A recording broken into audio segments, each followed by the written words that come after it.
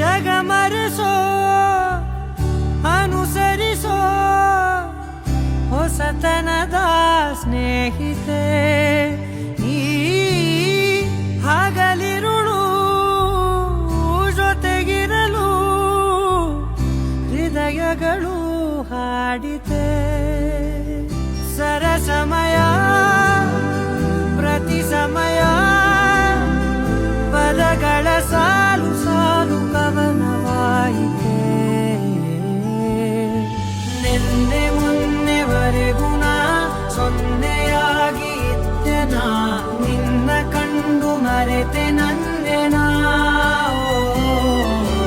ಜನುಮ ಜನುಮದಿಂದಲೂ ನಂಟು ಉಂಟು ನಮ್ಮಲಿ ಎಂತ ಚಂದ ಇಂತ ಬಂದ